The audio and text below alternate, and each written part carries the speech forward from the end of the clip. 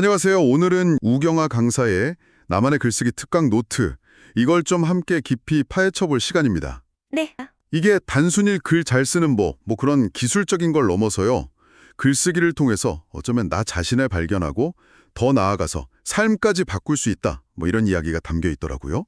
네, 맞습니다. 혹시 내 생각이나 경험을 글로 좀 잘 표현하고 싶은데 어렵다 이렇게 느끼셨거나 아니면 아예 글쓰기로 나를 좀 더 깊이 알고 싶다. 이런 생각 해보셨다면 오늘 저희 이야기 진짜 흥미로우실 거예요. 어쩌면 언젠가 내 책 한번 써봐야지 이렇게 꿈꾸는 분들께도 좀 좋은 자극이 되지 않을까 싶네요. 네, 딱 맞아요. 이 자료의 핵심이 그거거든요. 글쓰기가 그냥 글 쓰는 기술 연습, 이게 아니라 어떻게 자기 이해, 또 성장에 아주 강력한 도구가 될 수 있느냐, 그걸 보여주는 거죠. 아, 도구요? 네. 그래서 오늘 이 시간에는 글쓰기가 왜 그렇게 중요할까? 그리고 또 어떻게 하면 더 의미 있고 효과적으로 쓸 수 있을까? 그리고 진짜 궁극적으로 글쓰기가 우리 삶에 어떤 변화를 줄 수 있나?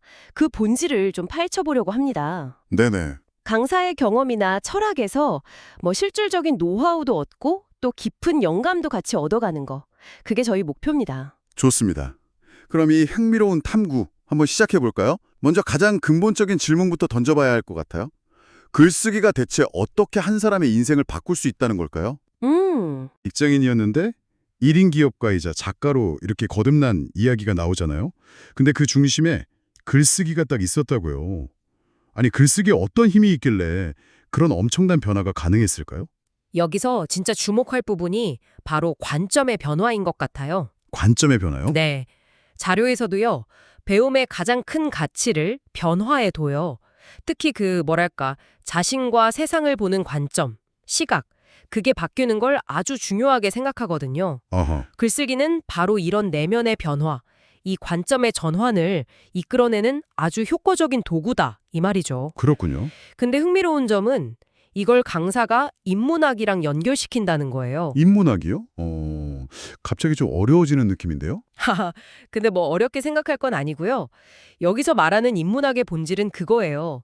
나를 알고, 남을 알고, 또 나를 표현하면서 다 같이 행복해지는 거. 약간 실용적인 지혜 같은 거죠. 아, 네네. 그렇게 본다면 글쓰기야말로 이 과정을 직접 실행하는 가장 핵심적인 활동이다.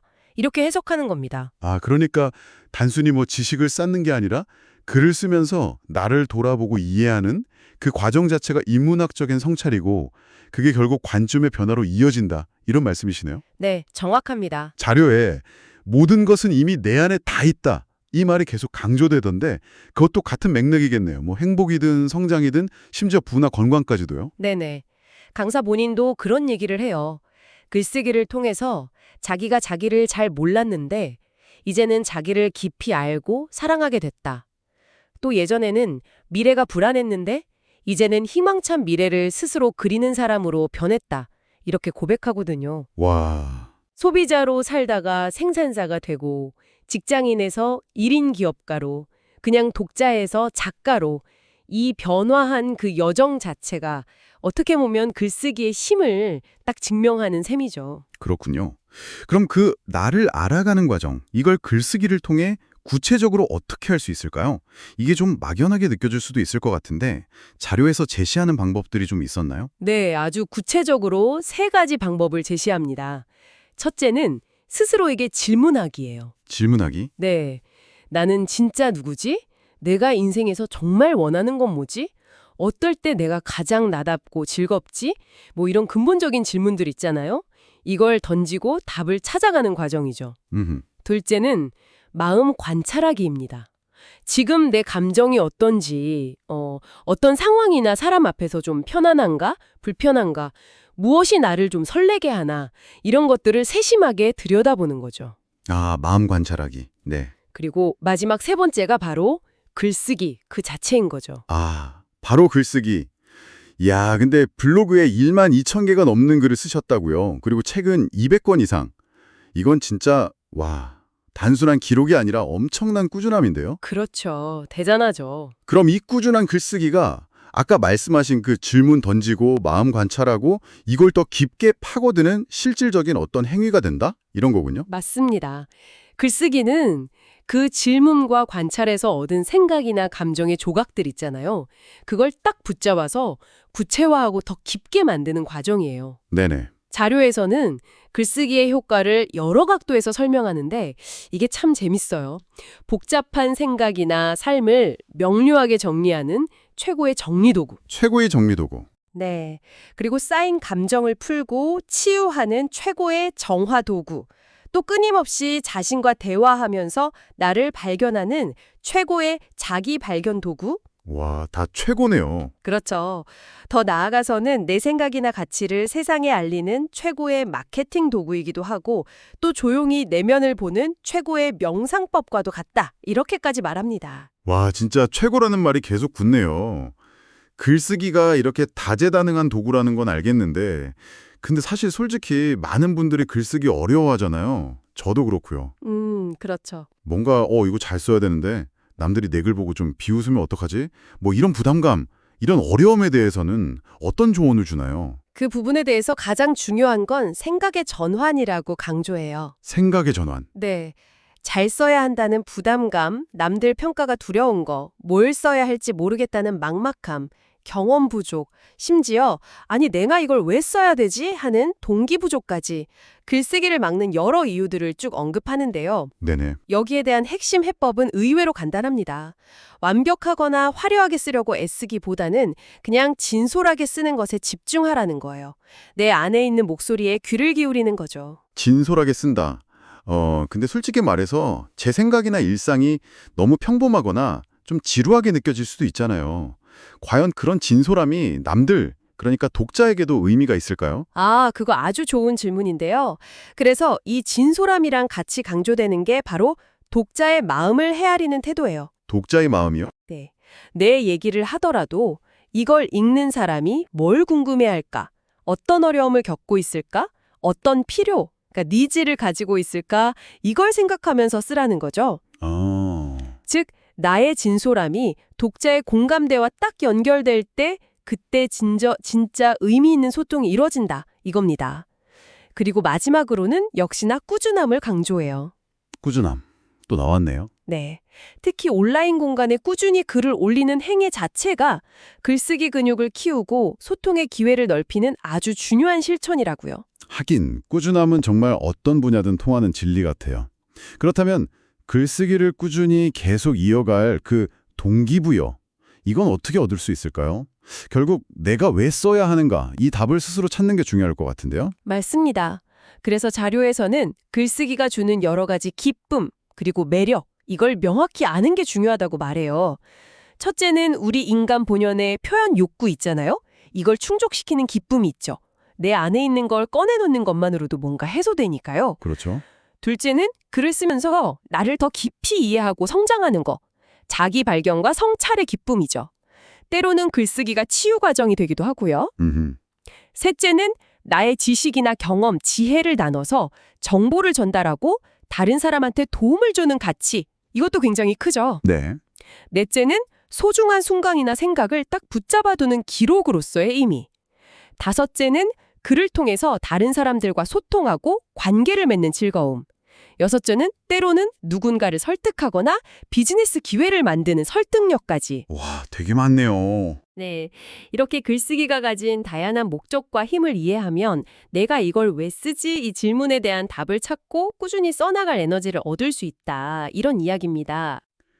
결국 나한테 맞는 글쓰기의 이유와 즐거움을 발견하는 그 과정 자체가 중요하겠군요. 자, 그럼 이제 진짜 많은 분들이 궁금해하실 실전적인 부분으로 한번 넘어가 볼까요? 어떻게 하면 좀 더 매력적이고 효과적으로 글을 쓸 수 있을까? 뭔가 귀가 쏠깃해지는 그런 팁들이 있었는지 궁금합니다. 네, 여기서부터는 정말 구체적인 전략이란 팁들이 막 쏟아져 나옵니다. 오, 기대되는데요? 우선 글쓰기의 기본은 목적과 대상을 명확히 하는 것, 이걸 강조해요. 목적과 대상. 네, 내가 이 글을 왜 쓰는가? 예를 들면 내 삶의 기록인가? 전문성을 보여주려는 건가? 소통하려는 건가? 아니면 상품 홍보인가? 그리고 이 글은 누구를 위한 글인가? 전자책 쓰려는 초보인가? 자서전 쓰고 싶은 어르신인가? 자기 개발에 관심 많은 2030인가? 이걸 분명히 해야 글이 길을 잃지 않는다는 거죠. 아, 그렇죠. 아주 기본적인 건데 이걸 놓치면 글이 막 겉돌기 쉽겠네요. 맞아요. 그 다음 전략은 바로 신뢰성 구축입니다. 신뢰성이요? 네, 특히 뭐 정보나 노하우를 전달하는 글이라면 더 중요하겠죠. 자신의 경력, 실적, 경황 같은 걸 구체적인 수치나 사례로 딱 제시해서 이 문제에 대해서 당신을 도울 수 있는 전문가는 바로 나다. 이 메시지를 은연중에 전달하는 겁니다. 아하. 예를 들어 20년 경력의 O, 650명의 출판 작가를 배출한 O, 뭐 이런 표현이나 아니면 다른 사람들의 긍정적인 후기를 인용하는 것도 아주 효과적이죠. 아, 내가 왜 이 글을 쓸 자격이 있는지 그걸 딱 보여주는 거군요. 듣는 사람 입장에서 확실히 신뢰가 가겠네요. 그리고 독자를 중심에 두는 접근도 중요하다고 하셨죠? 네, 독자 중심 접근, 이거 매우 중요합니다. 독자가 지금 겪고 있을 만한 문제나 고민을 직접적으로 딱 언급하면서 시작하는 방식이에요. 네네. 예를 들면 혹시 책 쓰기가 너무 어렵게 느껴지시나요? 요즘 마음이 좀 불안하고 우울하신가요? 이런 식으로 독자의 상황에 깊이 공감하면서 말을 거는 거죠. 그러면 독자는 이거 내 얘긴데? 하면서 글에 확 몰입하게 되고 그 뒤에 이어질 해결책에 대한 기대감도 커지고요. 독자의 문제에 공감하고 해결책을 제시하는 흐름. 아, 진짜 설득력이 높겠어요. 그럼 이제 글 자체를 좀 매력적으로 만드는 방법? 그러니까 가독성을 높이는 팁으로 넘어가 볼까요? 여기서부터는 정말 실용적인 조언들이 많았던 것 같아요. 맞습니다. 아무리 좋은 내용을 담아도 읽기 불편하면 소용없잖아요. 가독성을 높이는 핵심 원칙은 독자를 편안하게 만드는 것입니다. 독자를 편안하게. 네, 몇 가지 중요한 포인트를 짚어보면 첫째, 문장은 되도록 짧게 쓰라는 겁니다. 긴 문장은 호흡도 길고 의미 파악도 좀 어렵죠. 그렇죠. 자료에 나온 예시처럼 엄청 긴 한 문장을 의미 단위로 딱딱 쪼개서 여러 짧은 문장으로 나누면 훨씬 명료해져요. 둘째, 되었다, 하여지다 같은 수동적인 표현보다는 했다, 한다 같은 능동형 표현을 쓰는 게 글에 힘을 실어줍니다. 간결하고 힘 있는 문장 진짜 중요하죠. 아, 그리고 오감을 활용하라는 팁도 굉장히 인상적이었어요. 네, 맞아요. 그 부분이 글을 아주 생생하게 만드는 좋은 팁이죠.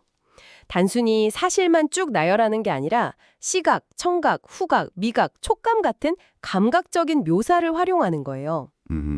예를 들면 차가운 새벽 공기가 맨살에 닿자 소름이 돋았고 멀리서 들려오는 새들의 지저귐 속에서 간 내린 갈색 커피의 진한 향이 코끝을 스치며 하루의 시작을 알렸다. 이런 식으로 쓰면 독자는 마치 그 장면에 같이 있는 듯한 느낌을 받게 되죠. 네네. 또 생각이나 속마음을 드러내는 작은 따옴표다. 인물의 대화를 직접 보여주는 큰 따옴표 있잖아요. 이걸 적절히 사용하면 글의 생동감이 확 더해지죠. 그 교통사고 상황 묘사한 예시를 보면요. 그냥 자전거 타다 차에 부딪혔다. 이게 아니라 아, 네, 기억나요. 네, 끼익, 쿵 하는 소리나 정신이 드세요 같은 대화, 병원 소독약 냄새 같은 구체적인 묘사가 더해지니까 훨씬 실감나게 다가오잖아요. 확실히 그림이 그려지네요. 단순히 정보를 전달하는 걸 넘어서 경험을 공유하는 느낌을 주네요. 글의 뼈대, 그러니까 구조에 대한 이야기도 중요하게 다뤄졌죠. 스토리텔링, 논리적 구조, 그리고 그 PSONA 법칙이요. 네, 맞아요. 어떤 구조로 이야기를 펼치느냐가 메시지 전달 효과를 크게 좌우하죠. 첫째로 스토리텔링의 힘을 강조하는데요. 이야기는 보통 주인공, 위기, 갈등, 극복, 그리고 성장이나 깨달음, 이런 보편적인 구조를 통해서 사람들의 감정을 건드리고 깊은 공감을 이끌어냅니다. 기억에도 훨씬 오래 남고요. 내 변화 과정이나 백설공주 이야기처럼 독자가 이입할 수 있는 어려움과 그걸 극복하는 여정을 보여주는 게 핵심입니다. 성공한 사람들의 이야기나 기업의 브랜드 스토리가 강력한 이유도 다 여기에 있죠. 둘째는 논리적인 글쓰기입니다. 이건 주로 설득이나 정보 전달이 목표일 때 효과적인데요. 명확한 주장을 제시하고 그 주장을 뒷받침하는 타당한 근거, 그리고 구체적인 예시나 사례를 제시하는 구조예요. 주장, 근거, 예시. 네. 중요한 건 주장과 근거 사이의 인과관계나 연관성이 명확해야 하고 글 전체적으로 일관된 메시지를 전달해야 한다는 점입니다. 예를 들어서 초등학생 스마트폰 사용을 제한해야 한다 이런 주장을 한다면 왜 그래야 하는지, 학습 능력이 떨어진다거나 건강 문제가 있다거나 하는 근거를 설명하고 구체적인 사례를 든 뒤에 대안으로 시간 제한 같은 걸 제시하는 방식이죠. 아, 스토리텔링이 감성에 호소한다면 논리적 글쓰기는 이성에 호소하는 방식이군요. 마지막으로 그 파소나 법칙. 이건 이름부터 좀 독특해서 기억에 남았어요. 그건 어떤 구조였죠? 파소나 법칙, 이게 일본의 유명 마케터 간다 마사노리란 분이 제시한 건데요. 특히 독자의 행동을 이끌어내는데 아주 강력한 설득 구조입니다. 네. P, problem, 문제 제기. 독자가 겪는 문제를 딱 짚어주고 A, affinity 또는 agitation, 친근감 형성 및 공감 또는 문제를 더 심화시키는 거죠. 아, 저도 그랬어요. 많은 사람들이 그렇죠. 라면서 공감대를 만들거나 이대로 두면 더 심각해져요. 뭐 이렇게 문제의 심각성을 부각시키고 S, solution, 해결책 제시. 그 문제에 대한 해결책을 명확히 보여주고 O, offer, 구체적인 제안. 해결책을 얻을 수 있는 구체적인 방법을 제안하는 거죠. 뭐 상품이나 서비스, 강연 같은 거요. 아하. narrowing, 대상 좁히기. 이런 분들께 특히 좋습니다. 라면서 타겟을 좁혀주고 마지막 A, 액션, 행동 촉구. 지금 바로 신청하세요처럼 구체적인 행동을 요청하는 순서입니다. 아, 단계별로 독자의 심리를 확 파고드는 느낌인데요. 그 전자책 쓰기 원데이 클래스 홍보 예시 보니까 확실히 이해가 가요. 줌으로 배우기 어렵죠? P. 저도 그랬어요. A. 오프라인에서 함께하면 쉬워요. S. 여기 클래스가 있어요. O. 컴맹이거나 빨리 배우고 싶은 분께 딱 맞아요. N.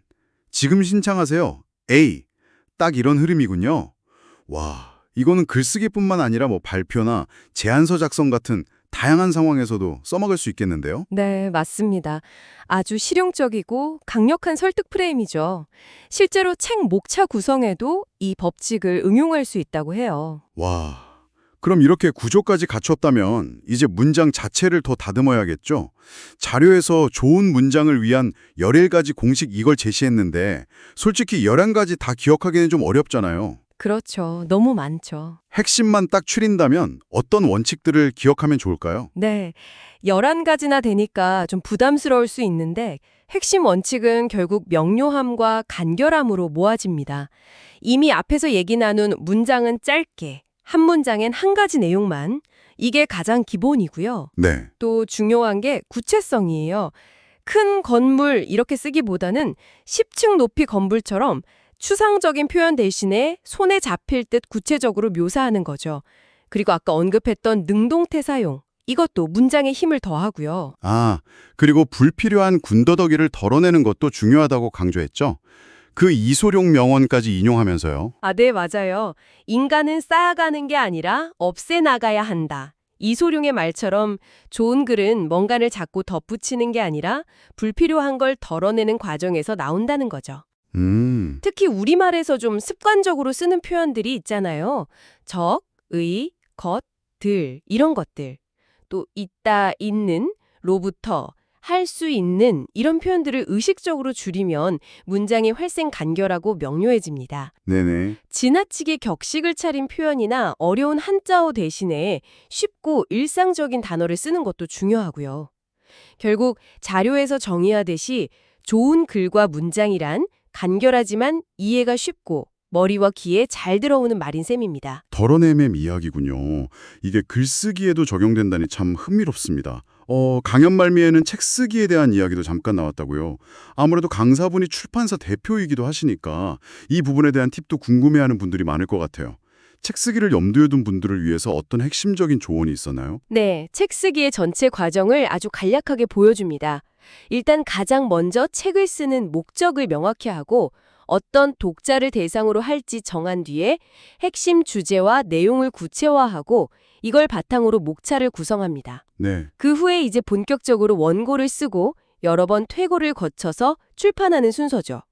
종이책과 전자책의 장단점도 비교해 주는데 전자책은 아무래도 제작과 유통이 비교적 쉽고 인쇄율이 높다는 장점이 부각됩니다. 그럼 책 쓰기 과정에서 가장 중요하게 강조하는 포인트는 뭐였나요? 역시 누가 누구에게 무엇을 전달할 것인가 이걸 명확히 하는 게 핵심이라고 강조해요. 누가 누구에게 무엇을. 네, 즉 저자 누가로서 나의 강점과 전문성을 파악하고 독자 누구에게가 무엇을 원하고 필요로 하는지를 이해한 뒤에 그 둘을 연결하는 가치 있는 내용 무엇을 제공해야 한다는 거죠. 아, 예를 들면 전자책 100권 출판 작가가 누가 왕초보에게 가장 쉬운 전자책 출판 노하우 무엇을?를 알려준다처럼 이 세 가지 요소가 명확해야 좋은 책이 될 수 있다는 겁니다. 이 핵심을 바탕으로 목차를 구성하는 몇 가지 방법, 예를 들면 시간 순서라던가 N가지 방법 제시 같은 거요. 그리고 AI를 활용하는 팁도 간단히 언급하고요. 아, 제목 짓는 팁도 7가지나 소개되었던데 이것도 다 기억하긴 어렵고 핵심은 뭘까요? 제목은 정말 독자가 책을 만나는 첫인상이니까 아주 중요하죠. 특히 요즘 같은 온라인 환경에서는 검색에 잘 걸리고 눈길이 확 끌어야 하잖아요. 그렇죠. 그래서 제목에 핵심 키워드를 포함시키거나 독자의 궁금증을 자극하는 질문형, 어렵다면 같은 거, 또 구체적인 단계를 보여주는 숫자형, 5단계, 뭔가 비법을 알려줄 듯한 노하우형, 비결, 타겟을 명확히 하는 초보형, 왕초보를 위한 이런 것들을 활용하는 게 효과적이라는 겁니다. 결국 독자의 시선을 사로잡고 이거 나한테 필요한 책이다 이런 느낌을 주는 게 핵심이죠. 네, 오늘 우경화 강사의 강의 노트를 통해서 글쓰기가 단순히 그냥 표현 수단을 넘어서 나를 발견하고 생각을 정리하고 또 삶을 긍정적으로 변화시키는 그런 강력한 도구가 될 수 있다는 걸 아주 깊이 있게 탐구해봤습니다. 네. 여러 실용적인 팁들도 정말 유익했지만 결국 가장 중요한 것은 내가 왜 쓰는가 이 질문에서 시작해서 완벽해야 한다는 부담을 좀 내려놓고 진솔하게 나 자신과 만나고 또 독자를 생각하면서 꾸준히 써나가는 그 태도인 것 같습니다. 맞습니다. 글쓰기는 어쩌면 기술 연마 이전에 자신과 나누는 깊은 대화이고 세상을 이해하는 창이고 더 나아가서는 원하는 삶을 만들어가는 아주 실천적인 도구인 거죠. 자료에서 거듭 강조하듯 모든 변화의 시작은 나를 아는 것에 있고 글쓰기는 그 중요한 열쇠가 되어줄 수 있습니다. 오늘 저희가 나눈 이야기들이 여러분 각자의 글쓰기 여정에 설령 그게 아주 짧은 메모일지라도요. 작은 영감과 용기를 드릴 수 있었으면 좋겠습니다. 강의 노트에 이런 구절이 있었습니다. 매일 글을 쓰는 일은 나를 아는 일이고 운을 쌓는 일이다.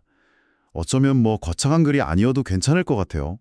오늘 아주 사소한 것이라도 좋습니다. 잠시 멈춰서서 떠오르는 생각이나 감정 한 조각, 이걸 글로 한번 붙잡아 보는 건 어떨까요? 그 작은 시작이 어떤 놀라운 발견과 변화로 이어질지 아무도 모르는 일이니까요. 다음 시간에 더 흥미로운 이야기로 찾아뵙겠습니다.